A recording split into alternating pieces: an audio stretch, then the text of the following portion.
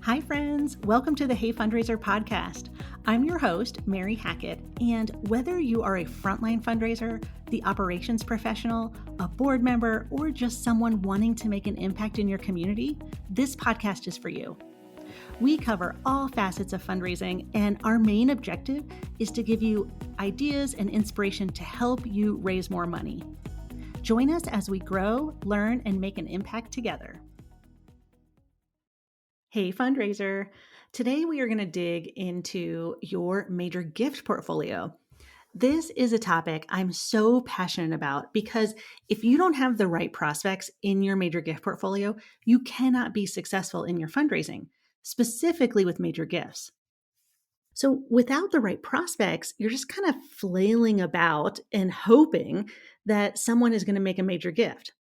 Well, in today's episode, we're going to talk about when to keep people in your portfolio and when to bless and release.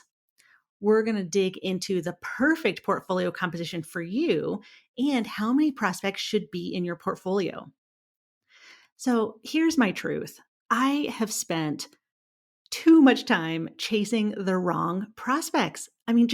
I look back on my career and I had some big wins, but there were a lot of ways in which I failed, and this is one of them. It really hurt my fundraising results for a long time because I just was pursuing the wrong major gift prospects. And I really, thinking back, I really did three things wrong. First is I didn't properly qualify my prospects to ensure they were the right ones to pursue. I would get leads from board members, or someone interesting would RSVP for an event, or I would see a philanthropist make $1 million gift to another organization.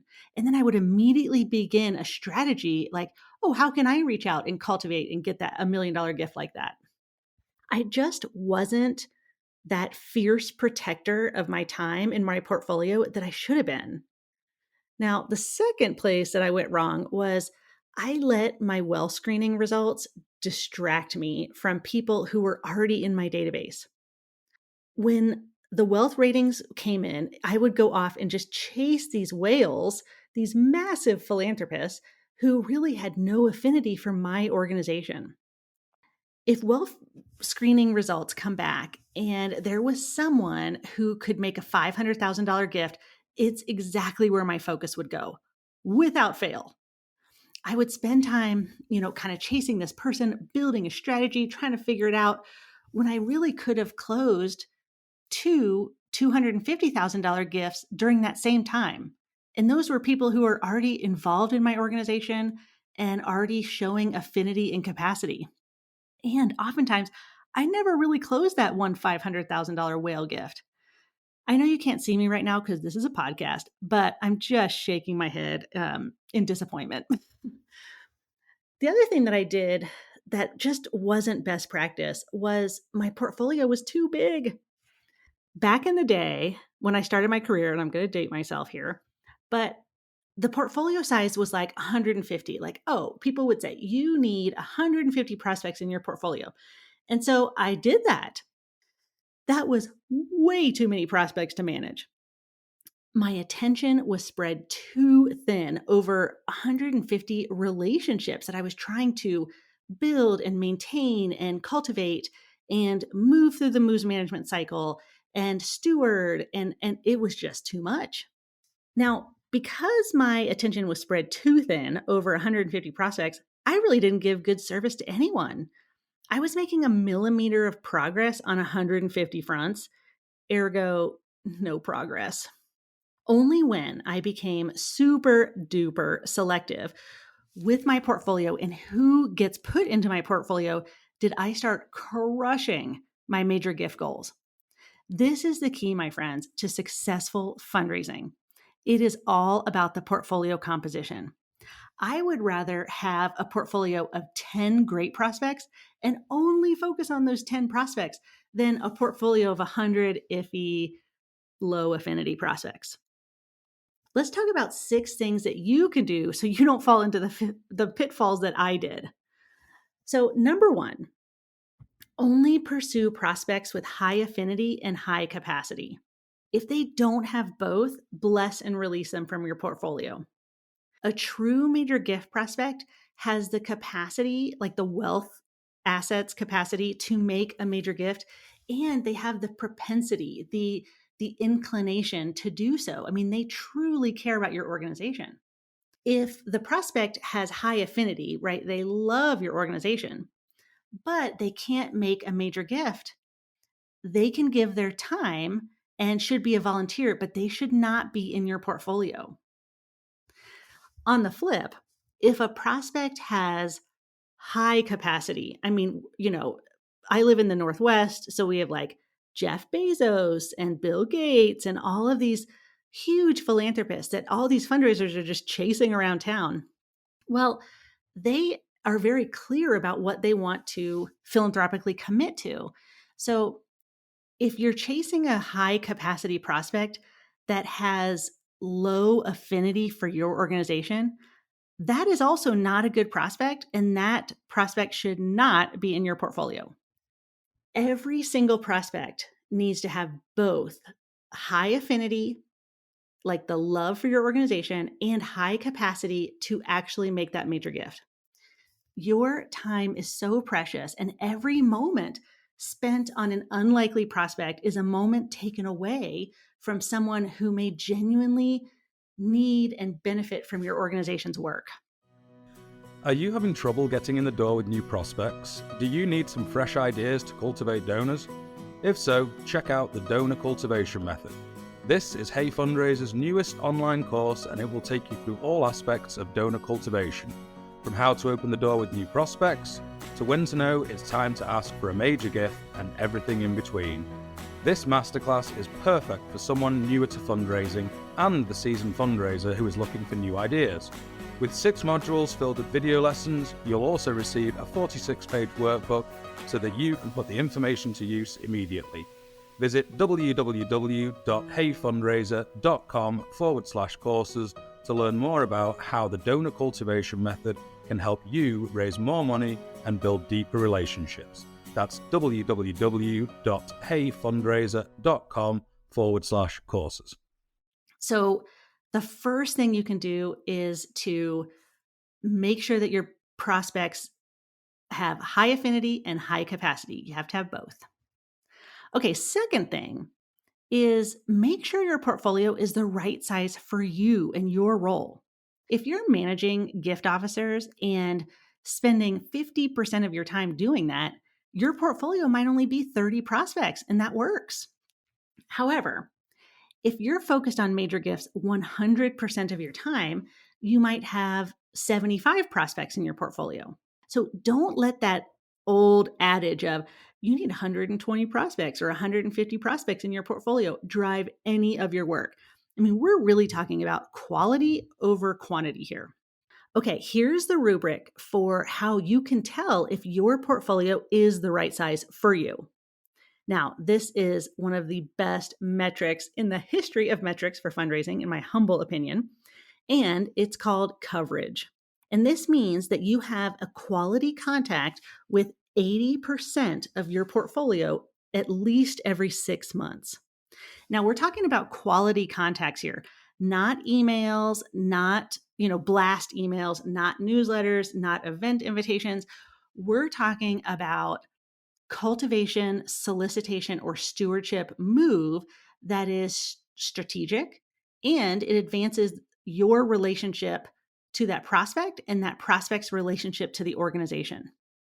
If you can reach 80% of your portfolio every 6 months, you are golden. However, if you can only reach 40%, like clearly your portfolio is too big. And if you're only reaching 40%, that means all those other prospects are just like parked in your portfolio and just aren't being cultivated. And that's not great either. So pay attention to your coverage metric. This will allow you to see if your portfolio is the right size. The third thing you can do, and something that I wish someone would have told me many, many years ago, is to actually spend time on qualification. Qualify your prospects before they're even put into your portfolio. Remember, you want to be a fierce protector of this portfolio. So when you qualify, this means that you're having discovery meetings or calls, and you're really gauging affinity and doing the research to understand their capacity. If a prospect doesn't have both affinity and capacity, they should not make the cut. Think about your portfolio as like a VIP room, and you are the bouncer, and you get to let people in and out. If you're chasing whales with no affinity, or you're spending time on high affinity prospects with no capacity, you're just not going to be successful in your major gift efforts. Trust me, I was there, sadly, for a long time.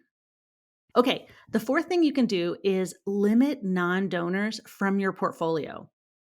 The reason that I say this, and this is somewhat controversial, is they haven't demonstrated enough affinity for your organization. And you have to have both, right? Affinity and capacity. So if they're non donors, they haven't invested in your mission. Now, that doesn't mean that you shouldn't have any non donors. I'm just saying limit them. I just spent a lot of time, too much time, going after prospects, specifically individuals that were non donors.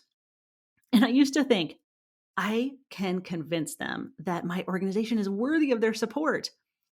And when I would reach out, they would ghost me. I would just never hear back. And I realize now that it's because those people, those lovely philanthropists, they don't want to be the one to say, hey, I'm just not interested in your mission or your programming. Like nobody wants to be that person. So reserve a couple spots in your portfolio for non donors, but it should not be the majority of your portfolio. Okay, fifth on our list is bless and release prospects when necessary. This is so hard. It's one of the hardest things I've had to do in my career, but it's really important. If your prospect isn't engaged, you want to look for signs of disinterest and lack of engagement or poor response to calls or messages. It's okay to have an honest conversation with these prospects about their intentions. You thank them for their time, express your appreciation for their interest. You don't want to burn any bridges. I mean, who knows? Their circumstances might change in the future, but it is critical that you release prospects from your portfolio that are not going to make a major gift in the next, 6 to 12 months. There are just other fish in the sea, so they say. The last thing that you can do to really protect your portfolio is to be super selective. We've already talked about how to limit your portfolio and kind of making it the right size. We're often tempted as fundraisers to cast this wide net. And the logic is, the more prospects we have, the better we're going to do. The more prospects we have, the more we're going to raise. However, maintaining a smaller, more focused portfolio lets you give each prospect, the attention they deserve. Engaging really deeply with fewer prospects allows you to build strong, lasting relationships. And this is what leads to people getting out their checkbook and making a major gift. This approach, it also leads to better gift outcomes, and it's a more fulfilling experience for the donor and you and your organization. So be super selective, because when I had a portfolio of 150 people back in the day, I bet my coverage rate was like maybe 20, 25%. So what would happen is I would reach out to someone like once every 6 months or like once every 10 months. And I wasn't moving them in any kind of strategic, meaningful way. Like I just was kind of triaging and just like kind of keeping them lukewarm. But then it was weird for me to disappear for 6 or 8 months. So that is why I wanted to record this podcast today. So these are my 6 ways that you, as a major gift officer, can compile your best major gift portfolio. For next steps, I would recommend that you pull a list in your database of every prospect that's assigned to you and really go through the list. I mean, every single name, like spend the time and gauge, like, does this person have affinity? Like, are we in their top 3 organizations to support? And does this person have capacity? Could this person make a $10,000 gift or more, whatever your major gift threshold is, in the next 6 to 12 months? And so they really have to have, like if you're making this into a grid, they really have to have both columns filled out to get one of the very coveted spots in your portfolio. So once you've done that and you've really looked at who has affinity and who has capacity, then I would go through that list a second time and mark down which ones have had a quality move, not a little activity here and there. I mean, a quality cultivation, solicitation, or stewardship move in the last 6 months. This is going to help you understand your coverage percentage. If it's under 80%, your portfolio is just too big. And then lastly, you want to go through that list again and you want to triage for qualification. So you want to ask yourself things like, is everybody on this list already qualified, or do I need to do more research? And should this prospect be in my portfolio now? I mean, it's okay to say, I need to wait 3 months or 6 months until I close some of these other gifts and kind of put them in some organizations call it like a waiting room. Like, okay, they're going to kind of be parked over here for just 3 to 6 months. So after you've done those steps, the last thing you want to look at is your portfolio still too big? And then the very last question is, who in the next 6 to 12 months are you going to ask for a major gift? And those are the ones you want to keep on the list. So essentially, by the end of this exercise, like once you've pulled all of a list of your portfolio, you've released on paper, you've released who doesn't have affinity and who doesn't have capacity.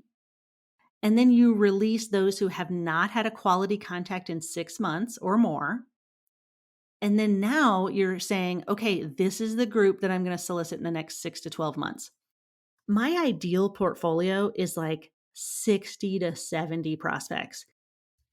And that's when I was 100% major gifts. And that felt right. I could return calls. I wasn't, lagging on anything. I had enough space and time to think about major gift strategy, to be in touch with my prospects, to really build deeper relationships. I didn't have to cut any lunches short. Like if a lunch ran to 90 minutes, I didn't have to sit there and think, oh my gosh, I've got to go because I've got this next meeting. So you cannot be successful without the right portfolio. And if you do the 6 things we talked about today, you're going to be in a much better situation to actually meet your fundraising goals. Okay, fundraiser, that's it for now. Until next time. Hey, fundraiser, thanks so much for being here today. Did you know that we create a special page for each episode that has helpful links, episode highlights, standout quotes, and freebies? Check it out in today's episode description. If you loved what you heard today, would you kindly give us a rating and review? It really helps other fundraising professionals find our Hey Fundraiser community. I'm Mary Hackett, and thank you for listening.